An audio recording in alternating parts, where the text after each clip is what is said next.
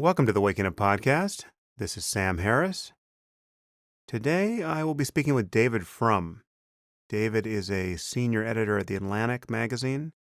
He was a speechwriter for George Bush and has been well known in Republican political circles for many years. He's written many books, and he is one of Trump's most notable Republican critics. I wanted to get David on the podcast because he's obviously much more knowledgeable about government in general and the Republican Party in particular than I am. And I wanted him to walk us through this moment in history and just talk about what we might expect to happen in the near term here and how maybe something good might come of all this. We don't say much that will be viewed as charitable toward Trump, but if you listen to the podcast, you'll hear that we really do our best to be even-handed. That doesn't paint a rosy picture, you'll see, but David's conservative bona fides are beyond dispute, and that makes his opinions about Trump and the people around him and the Republican support for him all the more incisive. So without further preamble, I bring you David Frum.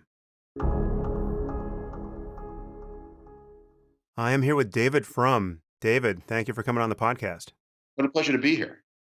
So listen, we've never met. It's great to talk to you. I've been a fan of your work for quite some time, but my appreciation for you has just gone up by a factor of 10 in recent months, seeing your opposition to Trump and just imagining what your experience is like holding the line there.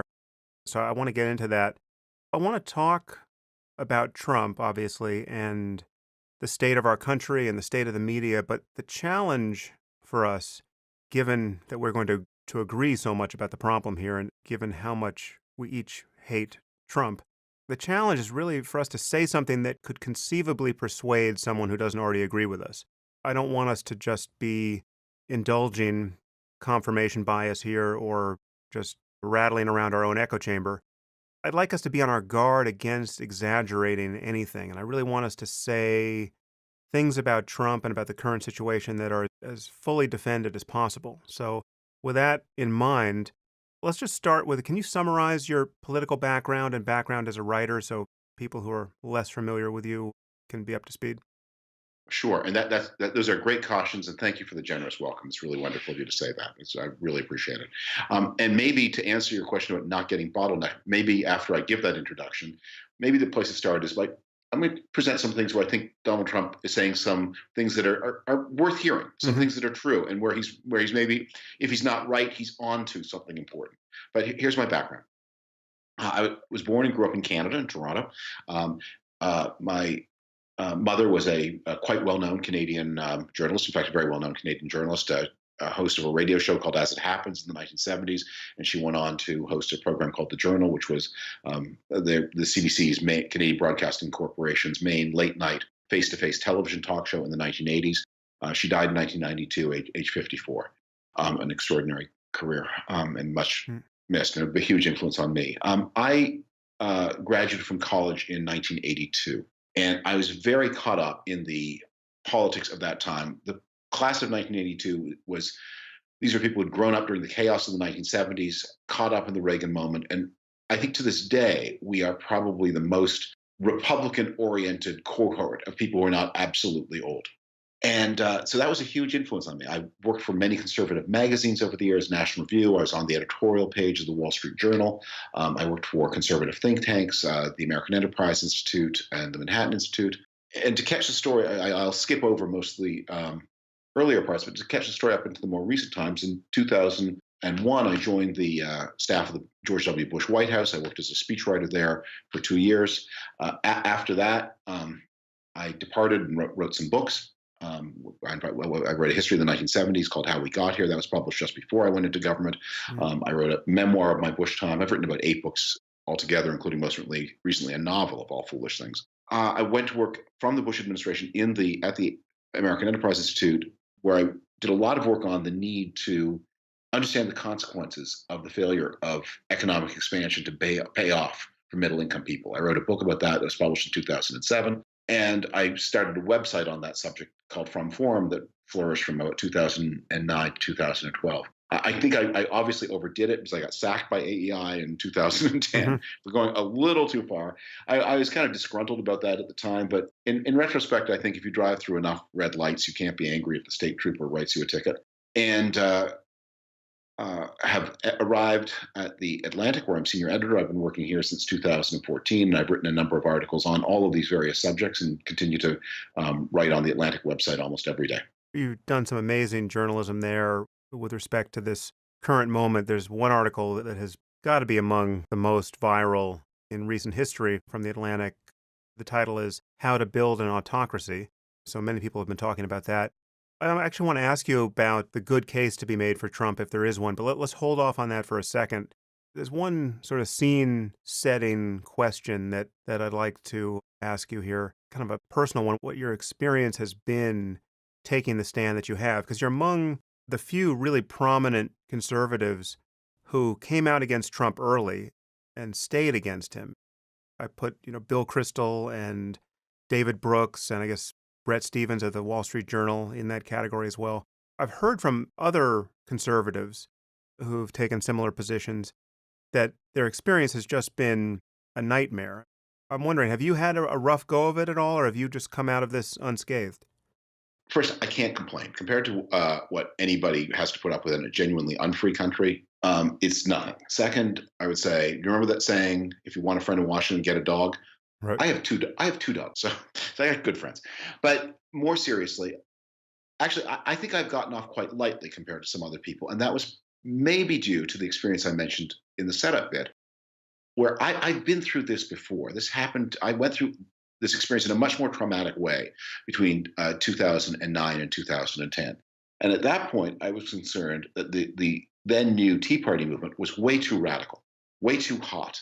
And I urged a more restrained form of opposition to President Obama. The article that got me fired from AEI actually was one I'd been writing through 2009 and 2010 to those conservatives who imagined that by stopping the healthcare law, they would destroy the Obama administration. Please remember, the Democrats have also seen this movie. They know how it ends if they don't hold together. They will hold together. They will pass this law. And so the smart thing to do is to negotiate. It's full of things that you don't like, but it's also got things in it that you should like. So this is a time to do business, Right. to negotiate, because this law will pass. And if it passes over your opposition, you will be spending the next quarter century trying to fix things that you could fix for the asking today. On the day the law passed at the end of March, or it didn't, that it overcame the last procedural hurdle, after which it was a clear shot toward the president's signature, and that was the end of March 2010. I wrote a blog post on my site called Waterloo that said people like Jim DeMint had promised that by breaking this law, they would deliver a Waterloo of defeat to President Obama. This is the Waterloo, indeed, of the radical Republican opposition. This law will never be repealed. I still hold to that prediction. Yes, Republicans will do well in 2010, but legislative majorities come and go. This law is forever. And the radicals led us to disaster. And after that, I went through the experience that many of my anti-Trump conservative friends are having now, of true social isolation, true accusations of betrayal, Mhm. saying, the only reason you say this thing is because of those legendary Georgetown cocktail parties, and anybody that radical critics always presume that people would pay any price to attend. They're not so great. And I went through that experience. In fact, for me now, what on a personal level, I find I've been operating this little lemonade stand by the side of the road, and I'm now seeing a lot of people stopping by to buy lemonade. So it's actually been a kind of congenial experience. And I've had this kind of grim amusement, not surprise, of seeing that a lot of the people told me in 2010 that by saying we should try to come up with a market-centered approach to universal health care coverage, that I was a sellout with that principles, they are now working for Donald Trump or apologizing for him, and a case where there is no principled case for doing this. And that has been a kind of grim amusement to watch that. Yeah. Well, what was your experience watching the actual election results come in? I was totally surprised. Totally surprised. I was in Canada. I was on the set of the CBC News. They had a panel covering the election results, and I was stunned. They were not what I'd expected. I'm quite sure, for example, that Trump could not break through in Michigan because of the high levels of minority vote in that state, but he did. So I was blindsided. I was up till 3 o'clock in the morning that night, It was an overpowering thing. I was actually coming out of a TV studio at 3 in the morning with the streets deserted in Toronto, a foreign city, and walked back to the hotel I was staying at. It was really cold, but I walked anyway, and you just felt like there had been a chapter in one's life and human history had just Mm. turned in a way that I knew then was not going to be good. Nothing good was waiting for us. We're going to get into the dark side in a moment, but to start and to be as generous as possible without being delusional, what is the smartest case you have heard in defense of Trump? If you had to give the most respectable case for having supported him until this point and for continuing to support him even now, what is that case? Well, Donald Trump got and even continues to get three big things right that the rest of the political process had tended to ignore. The first of those things is the crisis in what is happening in American rural life. Donald Trump uses the phrase inner city a lot when he wants to convey trouble and drugs and crime and despair. But actually, American center cities are having an amazing revival almost everywhere, even in some pretty hard pressed places like the Clevelands and the Philadelphias. The center cities are doing fine. Where you see real trouble is in the small towns and rural areas. Drug abuse and Mm. family breakdown and levels of imprisonment, signs of social dysfunction that you would associate with the beginnings of the crisis in Black America in the 1970s. Um, and Donald Trump went to those places and channeled the unhappiness of those people who, a lot of the rest of the political process have tended, they should just move. They should just, move to Brooklyn and serve coffee. Hmm. Um, he understood them and intuited what they were about, and that is really important. They have not been heard, and they needed to be heard. The drug crisis in America is a rural phenomenon as much or more as an urban phenomenon. He got right that we have had a series of beliefs about trade that grew up in the days when we were building a trade system that included fellow democracies, and then the Rim countries that maybe they weren't always democratic, but at least they were small. Places like Taiwan and Singapore, they weren't at the time we brought them into the World Trade System, not democratic, but they were not also so big as to make a difference to anybody else. And then we applied all of those ideas to China's arrival into the world economy, Mm. and it has not worked in the same way. That we have had chronic and massive trade imbalances with China, and those have caused real, harsh, ongoing dislocation for a lot of Americans who work in traded sectors. And while we talk a lot about, well, the winners will compensate the losers and we can retrain people, we don't do anything about that in proportion to the severity of the shock. And Donald Trump was talking about something important when he talked about the trade arrangements that worked in the past have stopped working for a lot of Americans since the year 2000. And the third thing I think where he perceived something true and made a real contribution was on the immigration issue. Immigration is described by economists as the only policy that has no costs, only benefits. Well, that's not true. It has large costs. They're invisible to those of us who talk about it because we don't pay them. But the costs of immigration, both economic and cultural, are heavy. They fall on the bottom 30% or 40% of American society. And even discussing those costs has been so beyond the pale in the media mainstream and the political mainstream that this issue was waiting there for somebody to talk to it, and Donald Trump did. Right. There's another case that people tend to make. I grant all of that. I think all of that is interesting, but none of that suggests that Trump himself would be the right person to implement any changes in any of those three areas.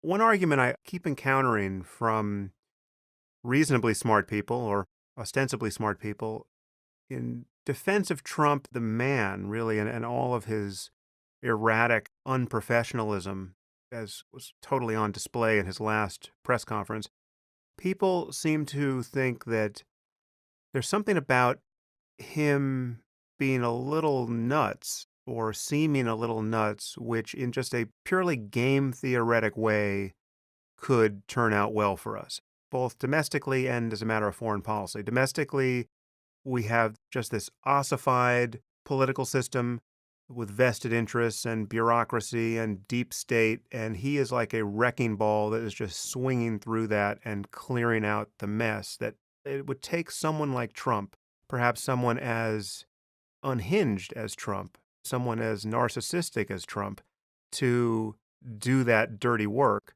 And as a matter of foreign policy, it could be advantageous, again, just along game theoretic lines, to have a bull in a china shop, right? Who will break the right stuff and who will keep our adversaries on their toes, because now they're dealing with a genuinely erratic, not always rational person. And so we could expect our adversaries, like North Korea or Iran or even China and Russia, to be somehow more compliant. Does any of that make sense to you? No, I'm sorry to say. I'm sorry to say. I know it's not your own view. Yeah. First, when you connect, when you speak about Trump the man, as I said, I'm quite sympathetic. I think I have something to learn from his voters on trade, and I'm quite sympathetic to his message on immigration. And I've been worrying about the problems of rural life and what's happening to the American working class. That's been a major theme of my writing since 2000. But this is a little bit like the story of the legendary Plotkin diamond. The Plotkin diamond is one of the most beautiful diamonds on earth, very romantic. It's got a long and storied history. The Plotkin diamond, unfortunately, comes attended, as famous diamonds often do, by a terrible curse. And the terrible curse is Mr. Plotkin. Hmm. and and that is true here. For Donald Trump, the man, there is no defense. And all the things, those that case you make, I mean, it's sort of ingenious, and you can well see that somebody would have made it during the campaign. But Donald Trump, on the day we speak, has been president for close to a month, and we have seen that it's just not true. Actually, that he's not on domestically, he's not cutting through the bureaucracy. On the contrary, because he is so massively disorganized and incompetent, that on something like staffing his government, he is lagging far behind. He is not nominated of the 700 or so Senate confirmed positions. He's nominated. He's only about 90 of those.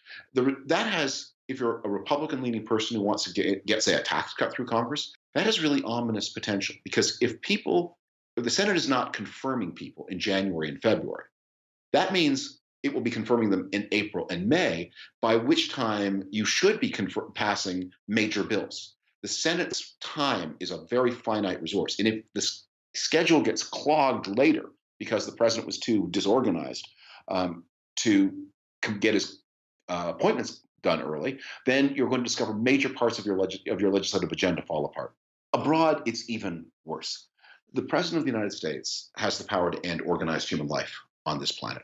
There are almost zero checks on his power to do that. It is really important that the United States, as a nuclear superpower, as the dominant power on Earth, behave in a way that is predictable. In fact, an unpredictable United States empowers adversaries. It does not deter them. And what is especially ominous here, you listed potential adversaries: North Korea, Iran, China, and Russia.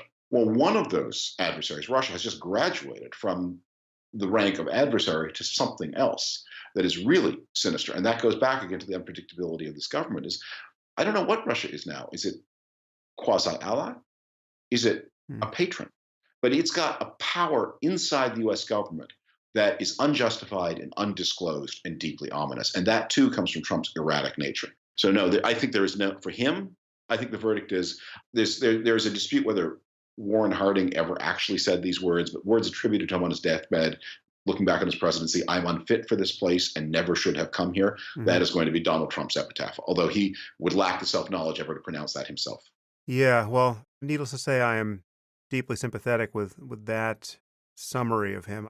I've never seen, even for a moment, a real method to the guy's madness. I mean, people have been interpreting his boastfulness and his speaking style as a kind of stagecraft, as a kind of master level communication to the masses and a brilliant playing of the media. I have just been seeing the ejaculations of a disordered personality. I've seen someone who's so malignantly selfish and so uninformed, though occasionally he can string a few sentences together. At bottom, he is deeply inarticulate. I mean, he has a kind of confabulatory mind where he will get tripped up by his own word choices and take garden paths through his own mind that he was clearly not intending, right? He was not Yeah, intending to speak of something, but the word just came out and then he's off and running on that topic. yeah, And this goes to questions of policy, it goes to questions of what our country will do next. It's terrifying to behold, but you have people who are enamored of an interpretation of this, which is not only exculpatory, but just praises the man to the skies as a kind of next level genius communicator. Well, the thought that you're in the car with a hopelessly drunk driver at the wheel is so upsetting that you want to believe that the driver must have some secret plan. But I do think there is some method to the madness. I don't think Donald Trump is a strategic visionary. He never has a plan. But what he is very good at in his business career, describes, he makes impulsive decisions that are usually bad decisions. All of his shrewdness and canniness is applied after the fact. What he's very good at is having made a bad decision, shifting the cost of that decision onto other people, Hmm. finding people to blame, finding people to cheat. He's very good at that. And he is a master communicator of a particular kind. He is so deeply aggrieved. He is so irresponsible that he's able to speak in ways that strike a chord with other people who feel those same levels of grievances. Hmm. Uh, I am not in any way making a Hitler analogy here. I'm going to say I maybe have occasion to say that more than once. As the analogy I often use is that people, one of the reasons to study history is so that you're not always making Hitler analogies, and you understand that there are a lot of ways that things can be bad. You can be on a bad train, but it has many stops before you arrive at Hitler Station. Yeah. But one of the contemporary observers of Hitler's rise to power, an American journalist named Dorothy Thompson, wrote an essay in the early 1930s about who was susceptible in Germany to Hitler and who was not. And one of the things she noted was that happy people never became Nazis. And I think there's something Donald Trump, he's so full of bitterness and rage. And you look at the people in his inner circle. There's not a person in his inner circle, except for his daughter and son-in-law, and they have to be there. But there's not a person who's come into his inner circle who has a fully functioning personal life. They are all people who are full of rage. General Flynn, enraged at Obama for firing him from the Defense Intelligence Agency for incompetence. Steve Bannon, a man who obviously has tremendous rage and addiction issues, 3 marriages, 3 divorces. The others as well. And there are millions of people in America who say, you know what?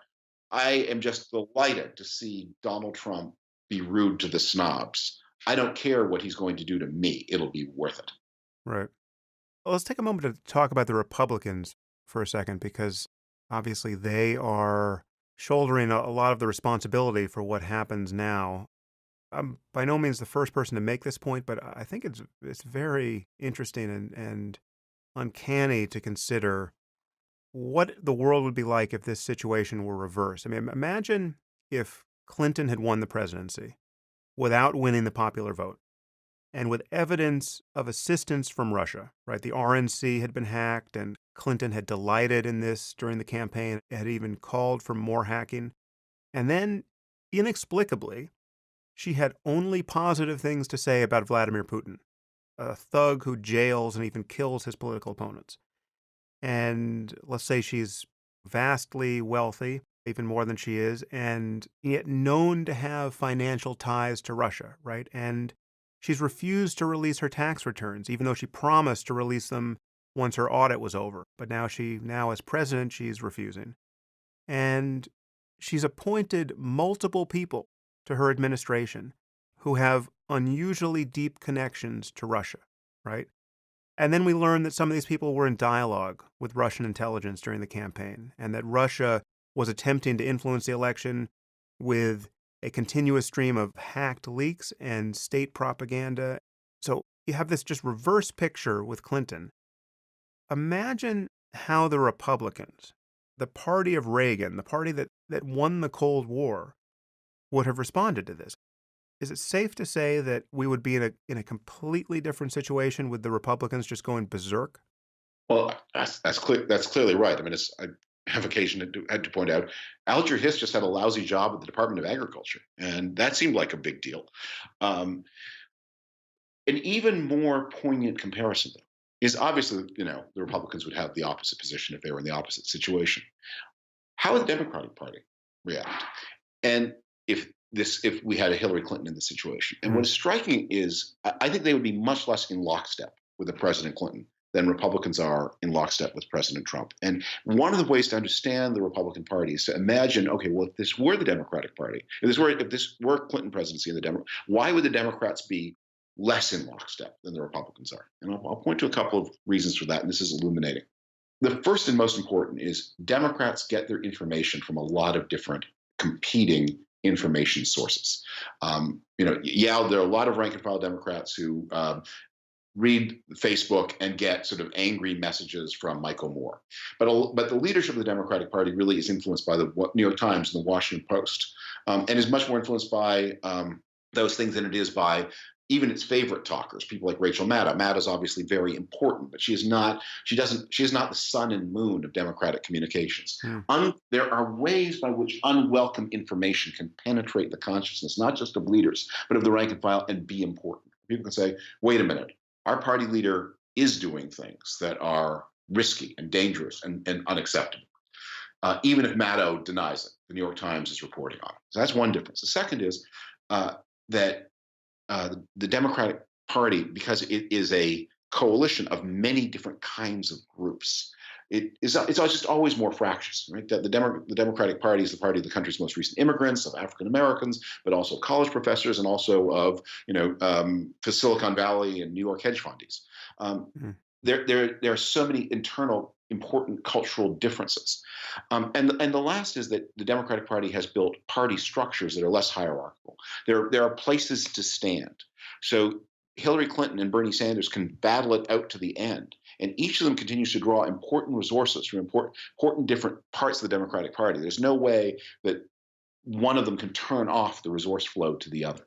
And none of those things are true in the Republican Party. One other difference between the Republican Party and the Democratic Party, and this is really relevant to why Donald Trump is able to get away with it. I've written a bunch of articles that sort of stand as a series. One of them that I think has retained, in my opinion, a lot of relevance is something I wrote at the beginning of 2016 when I talked about Trump's then looming victory.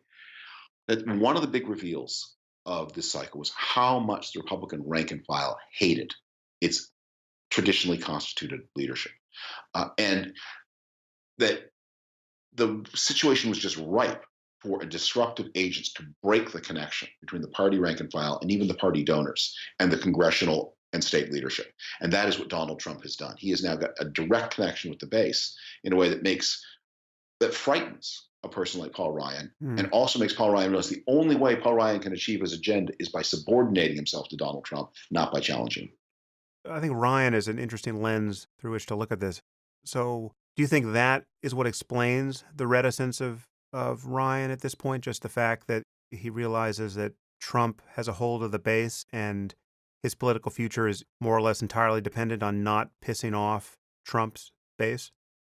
Paul Ryan had some negative words to say after the Access Hollywood tape came out, in which he even suggested he would not endorse Donald Trump. His standing in the National Party dropped by 20 points within a week. Donald Trump, one of the things that he has done that is kind of amazing is he has broken to his will every institution in the Republican Party, including Fox News, which began much more skeptical of him. They fought him, and he beat them. He beat Fox News. He beat the Bush machine. He beat Paul Ryan. This is not a situation where Republicans agree with him. It is because many of these people do not and continue not to, although Fox News is now in line. But they have been bested by him, and they are subordinated to him, and they are bound to him. They've struck a devil's bargain. As always with devil's bargain, the devil is not honoring his share. Paul Ryan is going to be stunned. I think by this point he sort of figured it out, at how little of his agenda he gets from Trump and how much he ends up defending a very different Trump agenda. But there is no obvious way to get off this ride. Well, there's one way to get off this ride. They could impeach him, and we're going to get into the implications of Russia's involvement, whatever it is, in our democratic process. But just speaking generically, how bad would a scandal have to be before you would be confident that the Republicans would impeach Trump? Like one example that comes to mind. If his tax returns were leaked by the IRS, I'm not sure such a thing is possible, but let's say that happened, and they showed that he had massive indebtedness to the Russian oligarchs, what would happen? If that happened today, I don't think he would be impeached for that. Hey, having debts isn't a high crime and misdemeanor. Everybody has debts. I'm trying to get my jaw off the floor. Sam, he's got a $600 million mortgage with the Bank of China. That's report. We know that. Uh, That's been reported. That was on the front page of the New York Times before the election. That wasn't enough to alarm people on two or three of his office buildings. Um, his son, Don Jr., told an investor conference in 2008 that a hugely disproportionate share of their income comes from Russian sources. Right. That's on the record, and that was almost a decade ago. Anybody who walks into a Trump branded property in Florida and looks at the names on the mailboxes can understand where Trump's money comes from. And anyone familiar with Trump's finances understand he probably owes a lot of money to somebody, and no American bank will lend him anything. So who's he getting his money from? These are not mysteries. Okay, so let's back because I want to ask you more about his what you think about his finances, but take me back to the possibility of impeachment.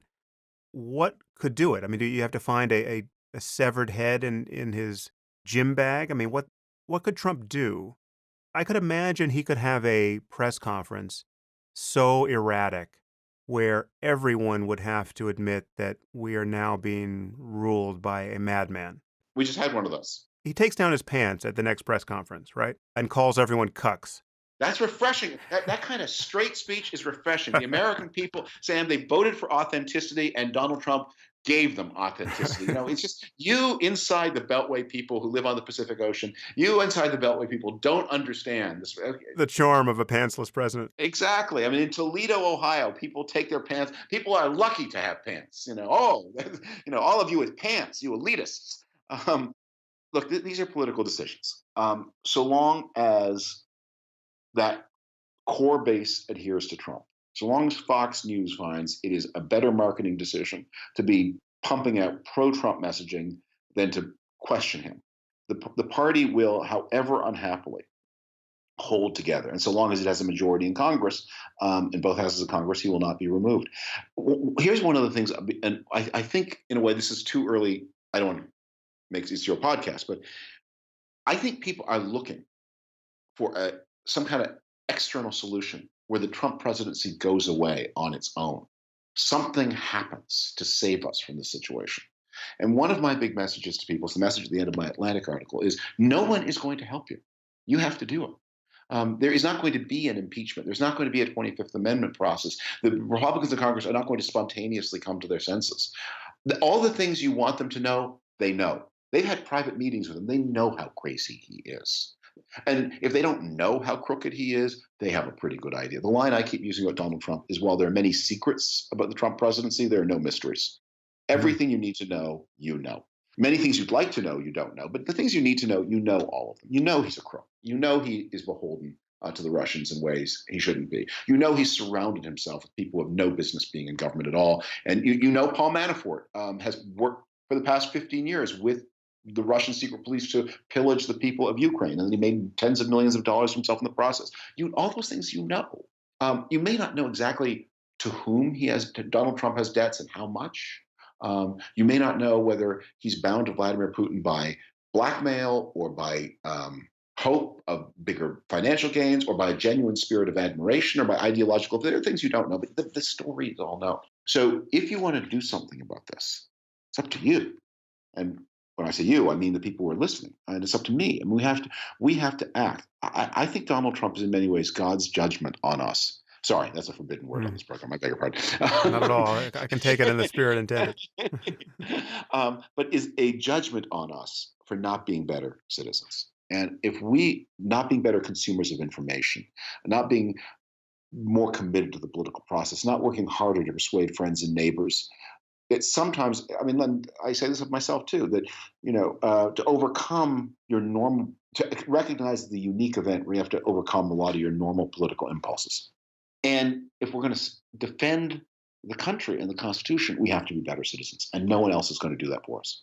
When you say it's on us to do what? Pressure Congress to act? I mean, is that what lever is within reach of people's changing opinions?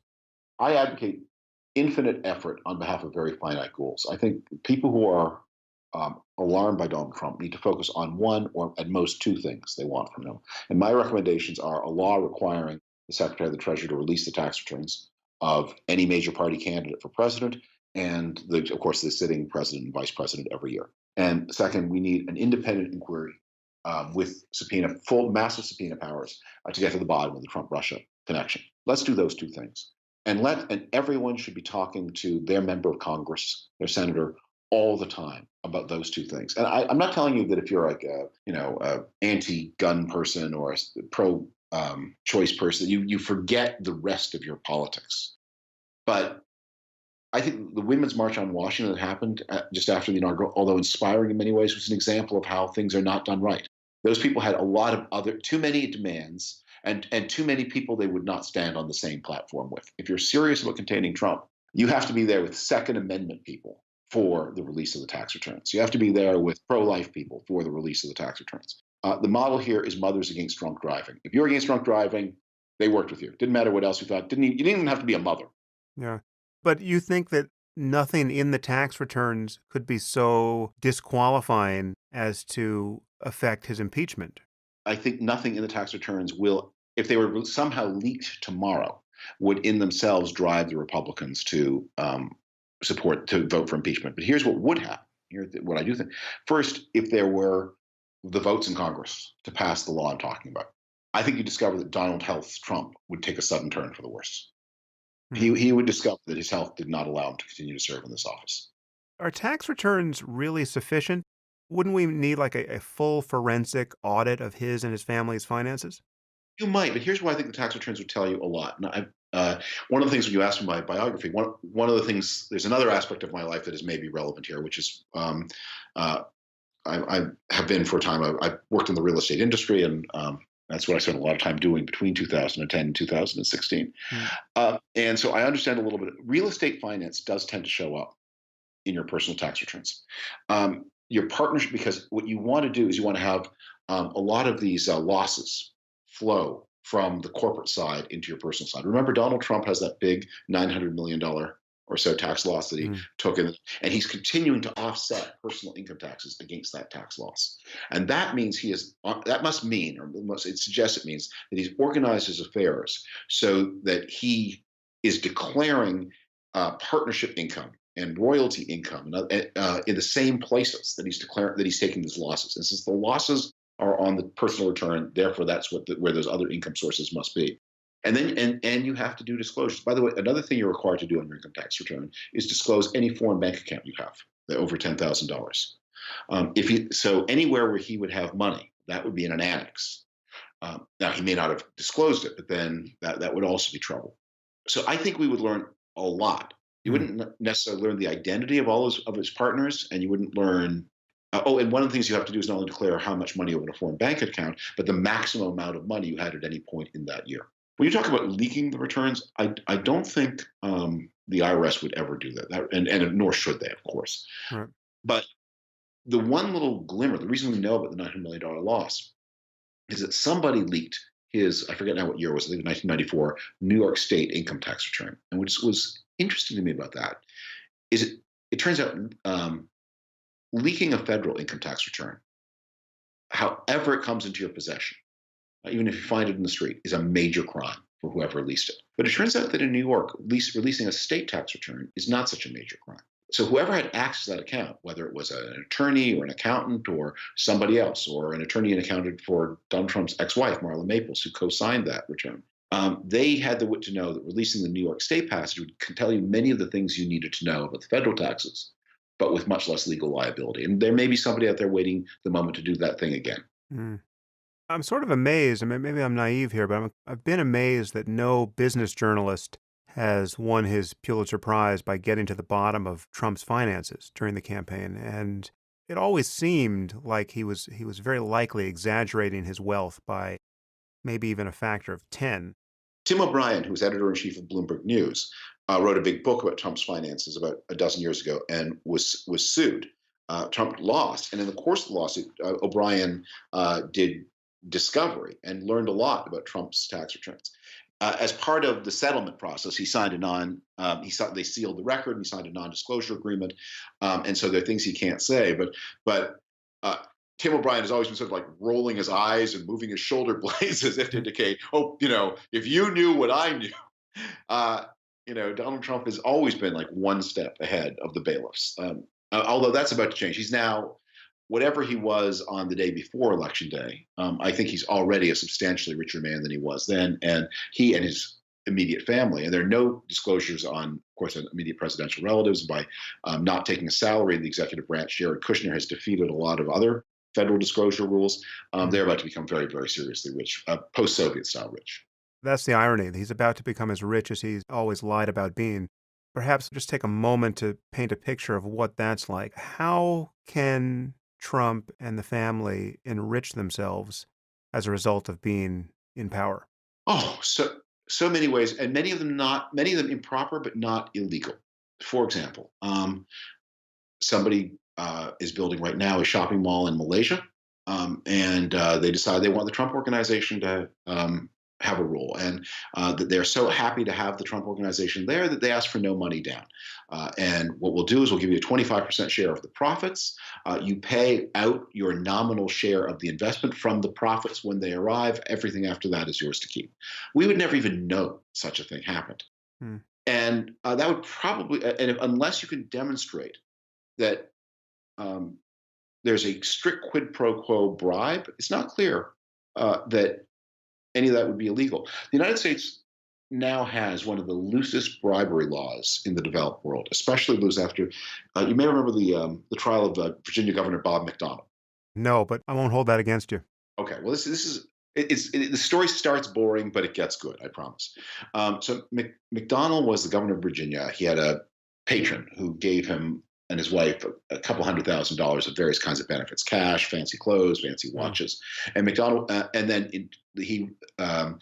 The patron ran a vitamin supplement company, and McDonnell arranged a series of meetings for him with important people in the state government, in which he would tout the state government should be including his supplements within the state's Medicaid and other insurance programs. McDonnell and his wife were convicted on something like 20 counts of corruption, and they were both sentenced to prison. He appealed to the Supreme Court, and the Supreme Court overturned the sentence. The law they made, the law had always been, you were guilty of bribery only if there was a quid, that is, you received something, there was a quo, you did something, and we could prove the pro in the middle. That is, that the favor, you could prove that the favor was done because of the gift. You couldn't merely point to the favor and point to the gift and convict the politician. You had to prove intentionality. So that's already incredibly hard. But the Supreme Court then said something else. And the quid pro quo had to persuade the politician to do what the court called an official act. And merely setting up a meeting with a state bureaucrat is not an official act, because that's just something the politician did as a politician and not as an office holder. So it is legal to take money and set up meetings for the guy who gave up the money if you, as the politician, are not the person who then says, okay, and here's the corrupt contract. That's on the bureaucrat. So in that Malaysia case I mentioned, it's going to be very hard to come up with a criminal conviction. Providing the Trump organization declares all the taxes and meets all of those technical requirements, a lot of this stuff may be legal. They're doing these things right now. This weekend, the two Trump boys will be in Dubai with millions of dollars in security costs to the UAE, Abu Dhabi, with millions of dollars in security costs to the taxpayer as a result, and they will be promoting a hotel property that they are opening there. Do you think the state government of Abu Dhabi is going to be looking with more favor on that project than it looked a year ago? Obviously. That stinks, but it's happening and it's not illegal. So this is not something that falls under the emoluments clause? But the emoluments clause is not self-executing. It is forbidden for the president to take these foreign gratuities. But defining what is an emolument requires a statute, and there isn't a statute. And it's not clear who would have authority to bring a case, and it's not clear, by the way, the emoluments clause refers to princes or governments. It's not clear that the sovereign wealth fund of Abu Dhabi is covered by the emoluments clause. It's certainly not clear that the brother-in-law of the interior minister of Abu Dhabi, who's a private businessman, that he's covered by it. And by the way, and it certainly doesn't apply to the president's relatives. Right. Okay, so I want to talk about Russia and Putin and the leaks, but before we do, again, I want to just be as charitable as we can muster here. Is there anything to be said against the intelligence communities leaking this information about Flynn? And are we, who are now calling for an investigation, setting a dangerous precedent by encouraging such leaks and empowering these deep state actors to essentially hamstring any future executive in our government? Eli Lake wrote a column about this, which I guess you're referring to, a very powerful column, saying that what um, the FBI or the CIA or whoever's looking into this matter is doing by leaking against General Flynn is pretty sinister because, look, people can be investigated for all kinds of things, which at the end of the process you realize they've done nothing wrong. And their reputation should not be destroyed in the process of an investigation. Um, we expect law enforcement to keep quiet until they file charges. And if they investigate and find no basis to drop charges, even if they inwardly think that you maybe did it, that's not enough. A policeman thinking you maybe did it is not enough grounds to destroy your reputation. And in the case of Flynn, he's now going to be plunged into very substantial legal costs. So I get all of that. That said, these are not passive victims here. And first, we are in a situation where the president himself has begun by making clear that he intends to upend the national security system of the United States because he keeps talking about how the CIA is defective and it's got all these problems, but he's full of people who know inconveniently much about his activities. And he's going to try to reorganize these services to quash them. And the president has a lot of power to silence these investigations. If it happens, if you're sitting at the next desk and you know the guy at the desk beside you has been working on the Trump Russia stuff, and suddenly that guy is reassigned to Mongolia and his wife is reassigned to Vancouver, and they have to quit the service because of the terrible job they've just been given, you get the message. And they do that 3 times, 4 times, 5 times. If people don't get bonuses, and that's even before the Republicans pass a law, which is probably a pretty good idea under a normal president to make it easier to fire civil servants, even before the firings actually start. Next, we are dealing with a government where the normal process of investigation is broken. Congress has made it clear they're not going to investigate the Russia connection in any meaningful way. There's not going to be an independent investigation. And these agents feel the breath of Trump on their neck. How much longer are they going to be allowed to continue investigating? At what point are their records destroyed? That many people in these services fear that is going to happen. And finally, I do think there's something, this is maybe an ad hominem point, but Donald Trump and Mike Flynn are not well situated to make the point that illegally obtained information Yeah. should not be used. That was the basis of their final argument to the American people. Again, that's an ad hominem. Even people who violate the rights of others are entitled to have their own rights respected. Got it. Still, it's hard to feel sympathetic. There's a certain degree of hypocrisy that is hard to ignore in the interests of maintaining our institutions' integrity. I mean, this story about Russia's hacking of the election, and here I mean not hacking voting machines, who knows what they attempted there, but just the DNC hack and the effectiveness of their propaganda, and Trump's unspecified connections to Russia. This story was on the verge of going away, it seemed. People were seeming to forget that this had happened, and this is one of the most alarming things I can recall happening. There's nothing like this in our politics. So this leak brought that story back. So I guess my basic question to you is, what's the most sinister interpretation of Trump's entanglement with Russia that you still find plausible? And what's the most innocuous one? Well, revert to my observation about many secrets, no mysteries. I don't know whether we will find collusion or coordination between people around Donald Trump or Donald Trump himself, conceivably, and Russian intelligence. I don't know yet, and let's say we never do. We never find that proof. And it just was a giant goddamn coincidence. It's still terribly unacceptable. So here we have a candidate for president who, in full view of all of us, worked with a Russian intelligence operation. That's what WikiLeaks is. Now, that statement, how controversial a claim is that about WikiLeaks? I think it was a lot more controversial 6 months ago than it is today. All right, so here's the case against WikiLeaks. All intelligence experts agree that the Democratic National Committee, the DCCC, which is the fundraising arm of the House Democrats, and John Podesta, these were the places where the information came. Those hacks were done by Russian intelligence. That material then shows up on the WikiLeaks site. How did they get it? Well, pro WikiLeaks people tell a story that the way WikiLeaks got that information was that there was an internal staffer at the Democratic National Committee. Sometimes they say it was this poor young man who was shot dead by a robber in a DC park. Hmm. And that there was a handoff of this information from this internal agent to a former British ambassador to Uzbekistan in Archibald Glover Park in Washington, which is, as I sit here talking to you, is a couple blocks away from me. I often walk my dogs in Archibald Glover Park. And when I hear this story, I think, how did he not get run down by a bicycle as this happened? Or bitten by one of the thousands of dog walkers? I mean, really, why would you not just put a giant sign over your head? I don't know how you could be more conspicuous than doing this fake spy movie exchange. Why do people never use thumb drives, by the way, in these things? Why do they never meet in Starbucks?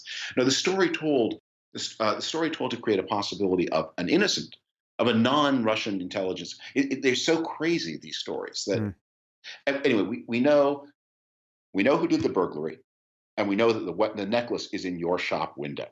And maybe there was a chain of conveyance between the burglars and you, but you are not in innocent possession of that necklace. I don't buy the Archibald Glover Park handoff story. It's just ridiculous.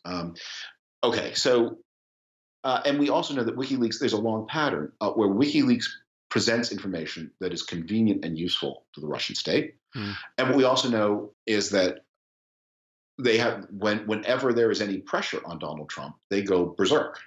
They are actually fairly above board about this in their pro-Trumpist sympathies and their intense detestation of not just Hillary Clinton but mainstream politicians throughout the West, like the campaign of disinformation they're running against Emmanuel Macron, who's the non-Putinist candidate for president of France in the elections this spring, where they're suggesting he's leading a secret life and that he's pretending to be married and Catholic and have kids, but in fact he's been secretly a pedophile all along.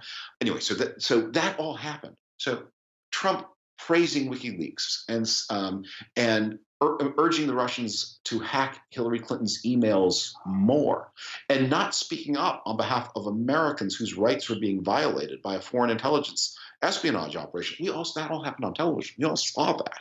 That's not a secret. It's not a secret that when asked, when the New York Times reporters David Sanger and Maggie Haberman asked him, will you honor the NATO treaty? He said, maybe I will, maybe I won't. It's not a secret that he hired the consigliere to this corrupt Russian puppet ruler of Ukraine as his campaign manager, or that he aligned his party's platform, his platform, and then the Republican platform with the Russian view on Crimea and Ukraine and Syria and NATO and the EU. Every American president since Dwight Eisenhower has wanted to see a more integrated Europe.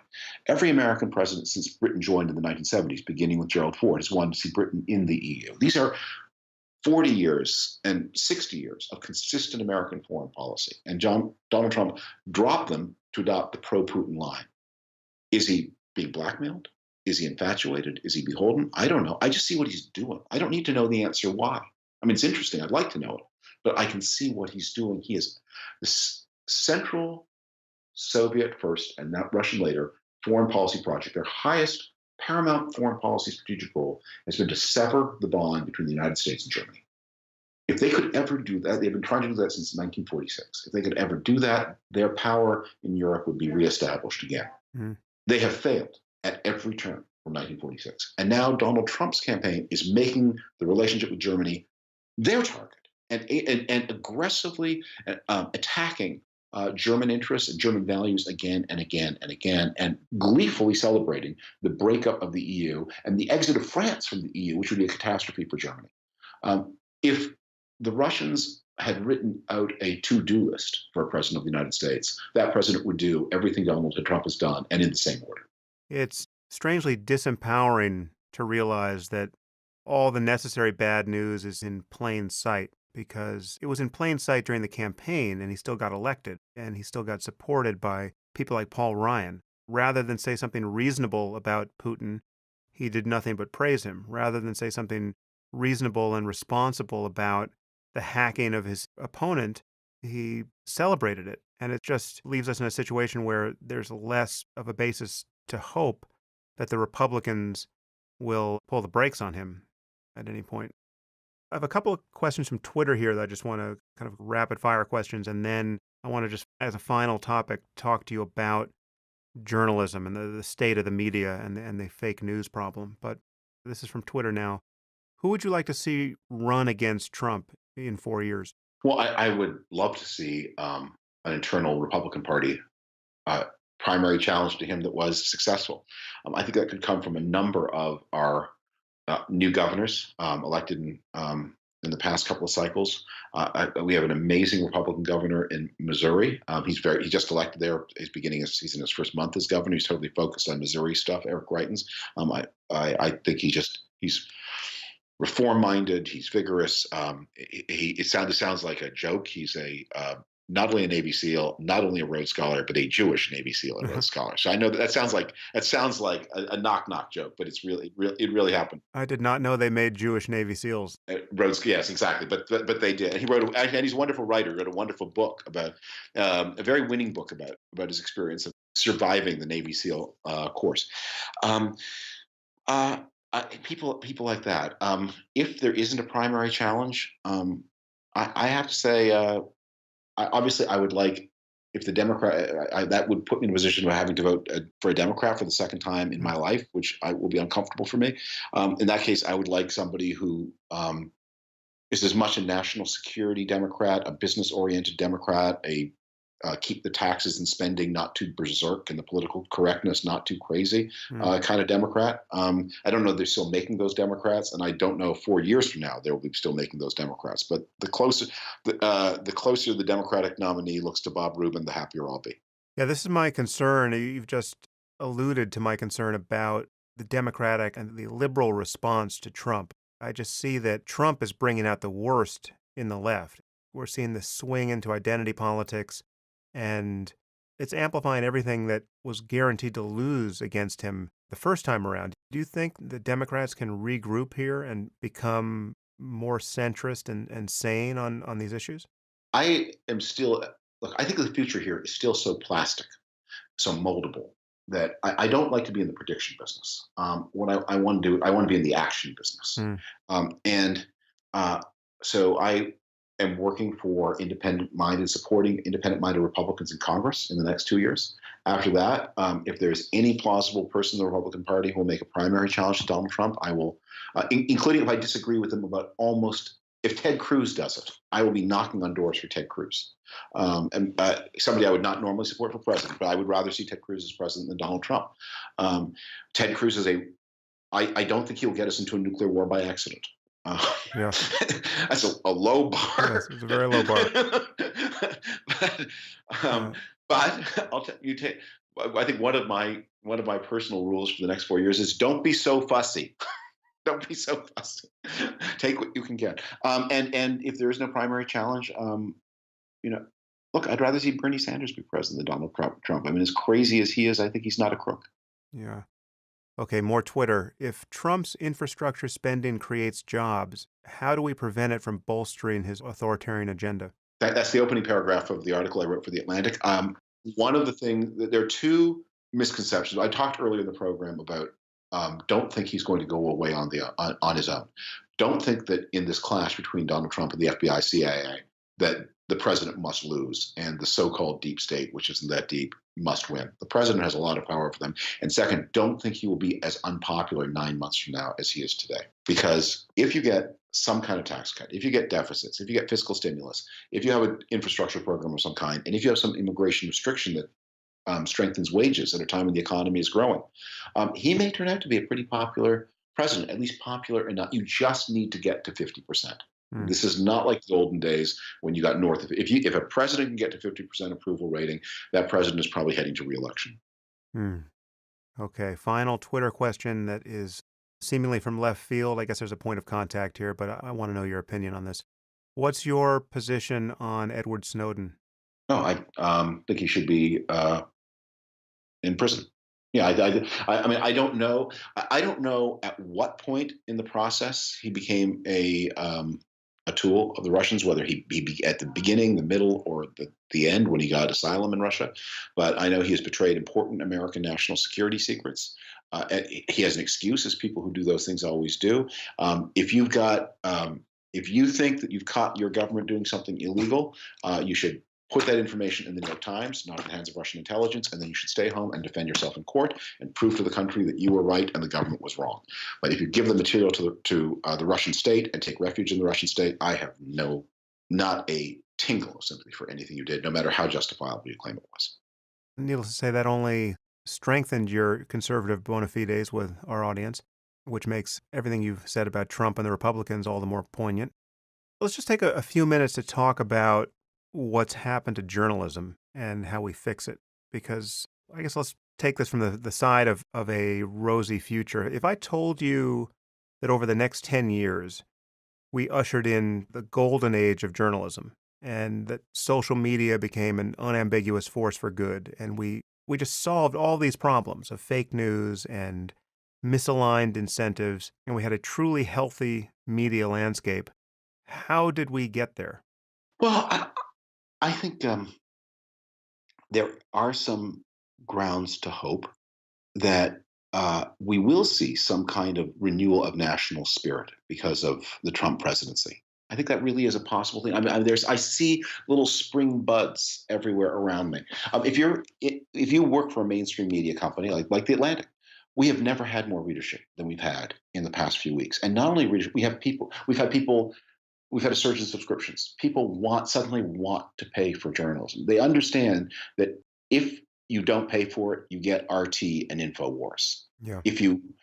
They're getting that. The New York Times is seeing apparently the biggest surge in its online traffic, its online subscriptions ever. And meanwhile, papers that have been less to the fore in telling the truth about Donald Trump, like the Wall Street Journal, have seen their prospects damaged.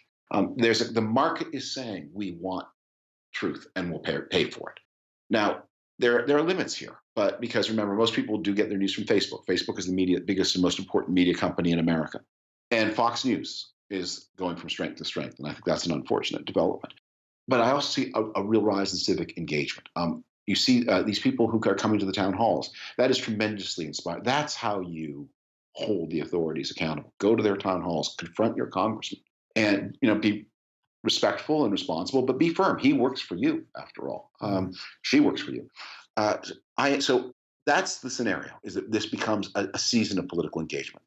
The new energy in journalism is pretty obvious, and that's fairly thrilling, except this fake news meme is really insidious. I mean, there's the real fake news, and then there's the fake news. There's the aspersion cast upon real news as being fake just because you don't happen to like it. This is obviously coming mostly from the right and from Trump defenders. How do we inoculate ourselves against the power of this meme where basically everyone has siloed themselves? My news source considers your news source fake news, and you return the favor.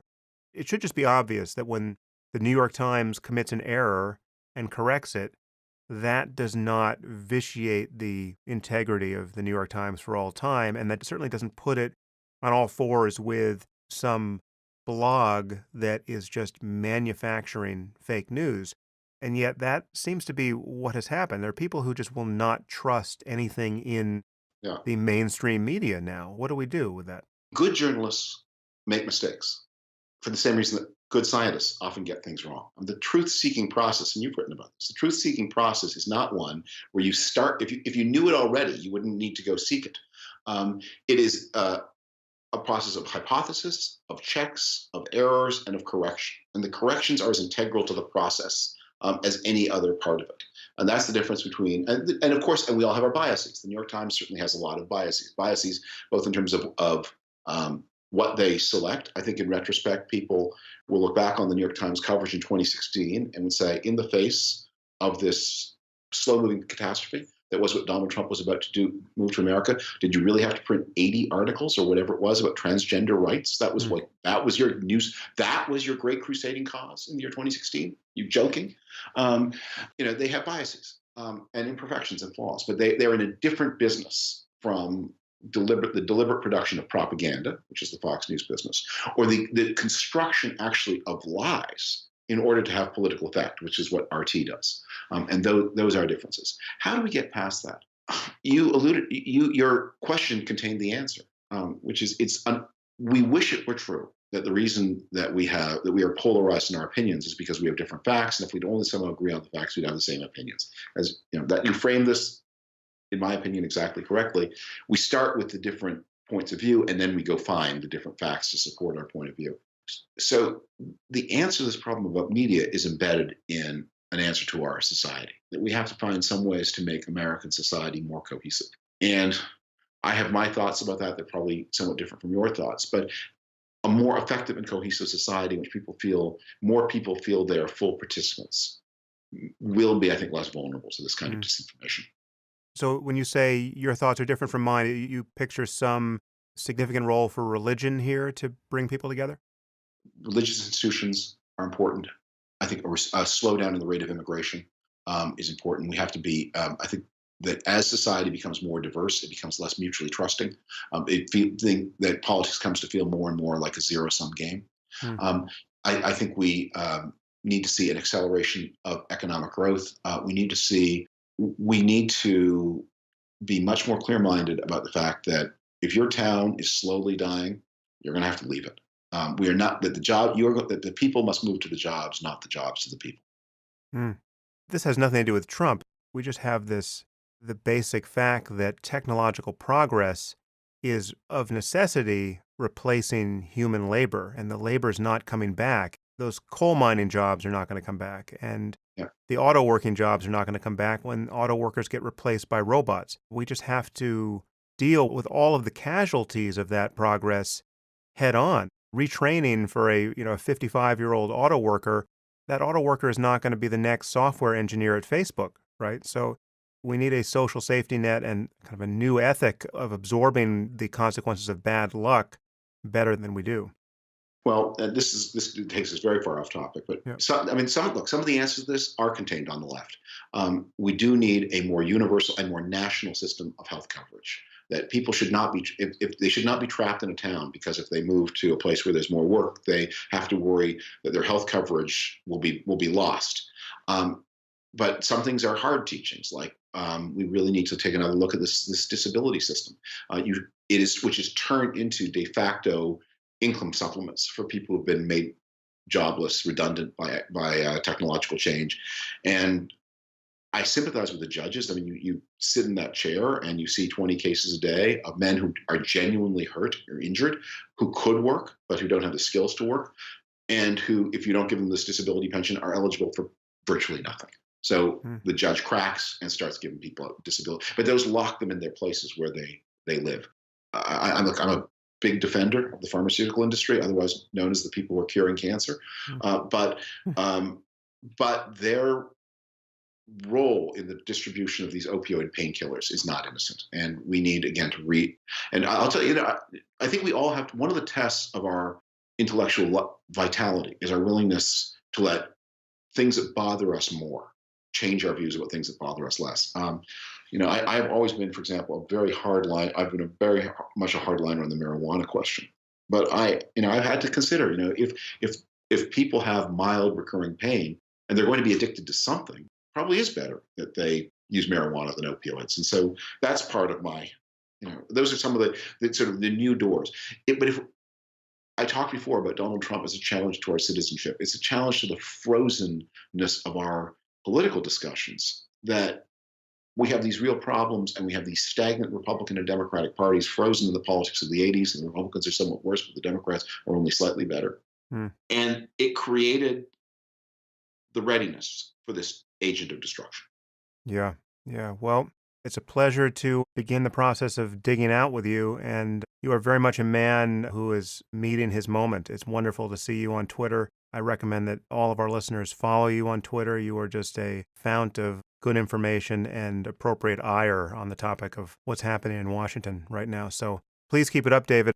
Thank you for taking so much time with me. I know you are very busy, and I hope this is just the first of many conversations, and I hope we have more fun things to talk about in the future. I'm really honored to be here, and I salute your work. And you've always been such a great guest in such programs as Bill Maher. That was a really wonderful interview, and so I'm honored to be able to talk to you with you sitting in the Bill Maher chair, Nice, and me sitting in the Sam Harris chair. Thank you so much. Yeah, to be continued. If you enjoyed this podcast, there are several ways you can support it. You can leave reviews on iTunes or Stitcher or wherever you happen to listen to it. You can share it on social media with your friends. You can discuss it on your own blog or podcast, or you can support it directly at samharris.org/support.